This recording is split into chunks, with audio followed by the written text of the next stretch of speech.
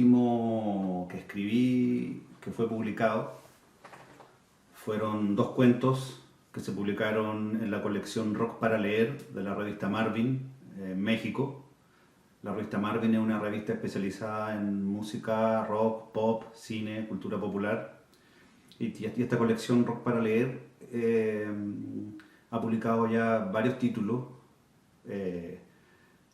en los que se toma un cantante, una banda y se invita a músicos, periodistas, escritores a escribir inspirados en la música de cada uno de estos exponentes del rock o del pop. Y cada uno de estos cuentos va acompañado de una ilustración. Son alrededor de 20, me parece, 20, 23 autores por lo general, tanto narradores como ilustradores.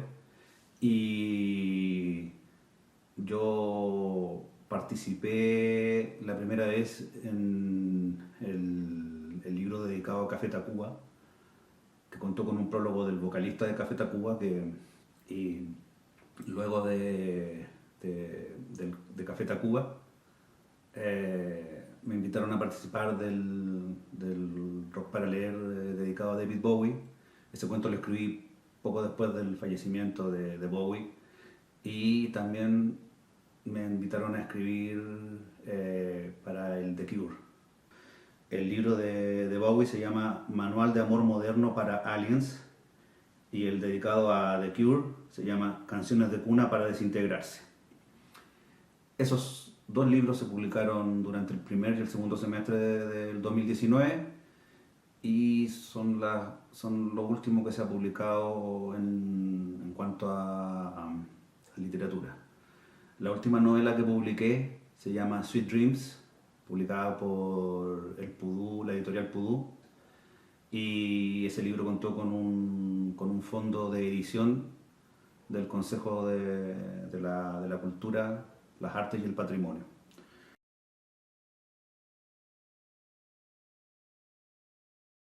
Pablo Rummel, en su blog El Lector Estepario, lo tituló La pesadilla de Sergio Alejandro Amira, y vamos a ver qué dice, un extracto de lo que dice de la novela. Sweet Dreams tiene como centro la voz de un narrador que nos muestra la fisura y descomposición de su mundo personal, mundo en que ni el trabajo ni el amor han servido como anclajes para evitar el desastre. ¿Debo seguir viviendo o mejor aprieto el gatillo? El narrador se hace cargo de todas esas fuertes pulsiones autodestructivas, mostrándonos que nada tienen que ver con la posición social, el éxito mediático o la ostentación de bienes. De hecho, el narrador protagonista ha sorteado los principales obstáculos como para lograr conquistar su propio metro cuadrado. Está casado, tiene una hija, una mujer bella y adinerada, hogar propio e incluso es escritor, y no le va nada de mal con las ventas. Como toda novela que se alza por sobre las convencionales, el libro discurre por múltiples carriles en las que las interpretaciones y las lecturas van corriendo dispares al interior de los ríos y las aguas que arrastra la prosa de Amira. No es exagerado decir que la novela se trata nada más y nada menos que de un escritor que ha extraviado el camino y que gran parte de lo que, entre paréntesis, sucede, ocurre en su mente. Pero lo que ocurre en su mente, las dislocaciones e idas y venidas por distintos recuerdos, fantasmagorías, contaminan e invaden la noción de plenitud y unidad del sujeto narrativo, dejando al descubierto algo que siempre hemos sospechado de los demás, e incluso de nosotros mismos, que no somos más que marionetas ancladas en un escenario de utilería. Este año se tiene que publicar la reedición de mi primera novela que se publicó el año 2007, Identidad Suspendida, una novela de ciencia ficción, cyberpunk. También obtuve el año pasado un fondo del libro para su edición. Va a salir por el Nautilus Ediciones, y esta es una versión ampliada, revisada, mejorada digamos, porque he estado trabajando en esta novela durante los 12 años desde que se publicó. La postulé una vez, la postulé una segunda vez, y la tercera fue la vencida, como suele decir el dicho. Y ahí pude obtener el fondo para publicar la novela, pero cuando se cumplieron los 10 años pensé que ese era un motivo suficiente como para postular a postular a una reedición, porque en 10 años no se había vuelto a publicar y salió una primera edición de 250 ejemplares, de la que no queda ninguno hasta el día de hoy. Yo debo tener un ejemplar en mi poder. Eso tiene que salir este año. Es como decía, Identidad Suspendida, un fondo del libro. No me gusta mucho dar consejos porque estos procesos son sumamente personales e individuales, sobre todo para quienes se toman la escritura como un apostolado. No digo que ese sea mi caso, pero sí conozco amigos para los cuales la escritura es un apostolado.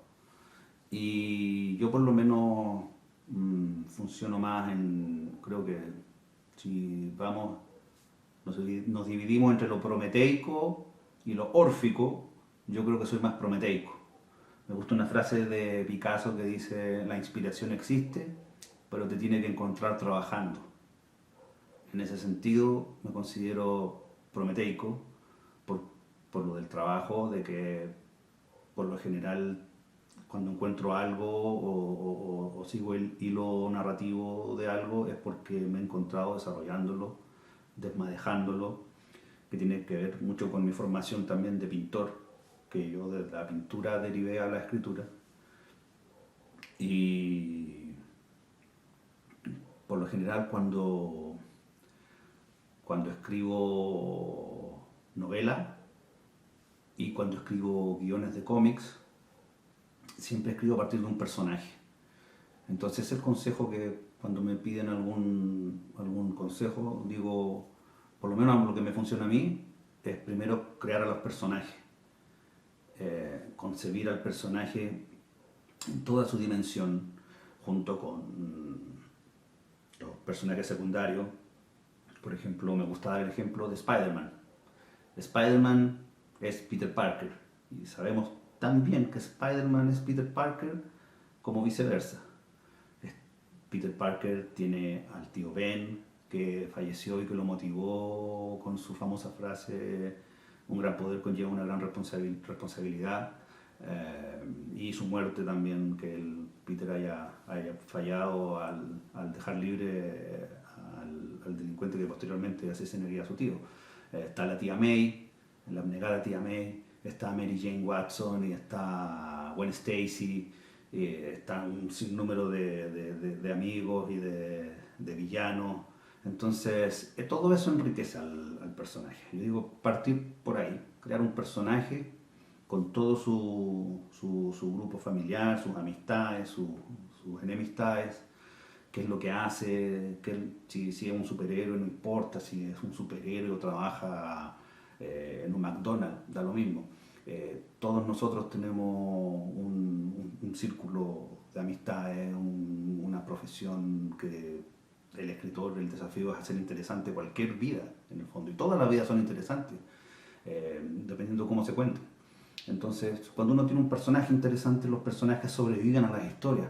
Muchos de nosotros sabemos que existe, por ejemplo, Tarzán, Sherlock Holmes. Algunos que han leído un poco más y han investigado un poco más, por ejemplo, conocen a Doc Savage, a The Shadow, todos estos héroes de la época del pulp. Eh, eh, Todos sabemos quién es Robin Hood, por ejemplo, pero muy pocos de nosotros tal vez han leído historias, o el Rey Arturo, ahí tenemos otro ejemplo, o personajes que han trascendido en el tiempo y que están esparcidos por distintos tipos de historias, de narrativas, de cómics, de películas, hay muchas versiones. Por ejemplo, Robin Hood, como decíamos hace un rato. El zorro. ¿Pero alguien ha leído algún libro del zorro? No, pero todos sabemos quién es el zorro. Entonces, los personajes por lo general, cuando están muy bien construidos, son icónicos y todo eso, sobreviven a las obras, sobreviven a sus propios autores. Mucha gente conoce más a Sherlock Holmes que a Arthur Conan Doyle, por ejemplo. O mucha gente ubica a Tarzán, pero no sabe que lo creó Edgar Rice Burroughs. En fin. Entonces, por ahí va la cosa. Y eso no me pasa, lo de los personajes no me ocurre cuando escribo cuentos. Porque un cuento para mí es sobre la historia. O se me ocurre una historia. Podría contar, en este cuento podría contar esta historia. Y por lo tanto ahí trabajo más la historia, los personajes son los que apoyan la posibilidad de narrar esta historia. Como por ejemplo podría ser el caso del cuento de David Bowie, el cuento inspirado en Bowie o el cuento inspirado en The Cure. Ahí tenía la idea para las historias y desarrollando la historia surgieron los personajes. En cambio, cuando hago una novela, cuando pienso una novela, por lo general primero tengo pensado al personaje, al protagonista, y luego me pongo a escribir lo que le pasa al protagonista, porque lo tengo eh, de una manera, construido de tal manera que es simplemente como empezar a atestiguar lo que le ocurre y el proceso para el cual seamos testigos de esto es escribir. Y lo mismo me pasa con los guiones de cómics, que he escrito muchos guiones para, por ejemplo, Mitómano Comics, con personajes que ya existían y he creado algunos otros personajes para apoyar a esos personajes ya existentes. Por ejemplo, en el caso de Z, que era un personaje que estaba ahí solo y yo le creé a su familia, a sus hermanos, eh, que me dije, bueno, tenía padres, pero los padres murieron en un accidente y de ahí se hicieron cargo sus hermanos mayores. Él tiene una hermana gemela y tiene dos hermanos mayores más y una hermana menor. Entonces, una vez que me armé en mi cabeza toda la familia y qué era lo que hacía, en qué curso estaba, la chica que le gustaba, el compañero que es su mejor amigo, me puse a escribir. Entonces, ese sería mi consejo. Y el otro consejo que podría dar con respecto a la escritura es que hay que leer mucho. A mí me pasó que yo empecé a escribir después de todo un proceso en que leí durante muchos años, leí muchas novelas, leí muchos cuentos, y de tanto leer en un momento sentí la necesidad como de expulsar hacia afuera todo esto que no me conformaba ya solo con leer, sino que también quería escribir, también quería contar historias. De repente habían cosas que yo pensaba que podían ser de tal manera o quería leer cierto tipo de historias, como no las encontraba, las empecé a escribir yo. Mi inicio en la actividad literaria, como dije, yo provengo del mundo de la pintura, eso es lo que estudié. Y me pasó que siempre me interesó mucho la teoría del arte y la historia del arte. Y en tercer año de la carrera teníamos el ramo de teoría del arte y me iba muy bien en el ramo de teoría del arte. Y empecé a desarrollar porque había que analizar obras, había que leer a teóricos del arte como Rosalind Krauss, como Joseph Kosuth, como Walter Benjamin, y mucha teoría del arte, psicología del arte, también teníamos ese ramo, psicología del arte, teníamos historia del arte, obviamente, historia del arte precolombino, latinoamericano, mundial, y siempre me interesó todo eso, la investigación, la parte académica, y luego sentía que había quedado, que la universidad no me había entregado toda la formación relacionada a esa área, a la parte más de la teoría. Entonces decidí tomar un magíster en artes visuales en la Universidad de Chile y ahí teníamos ramos como retórica, poética, metodología de distintas cosas. Entonces tuve muy buenos profesores y uno de ellos en particular, Roberto Merino, que es un gran cronista, tenía clases con él y en un momento nos hizo hacer un ejercicio de hacer la biografía de un personaje inexistente, inspirados en un libro de Marcel Shaw.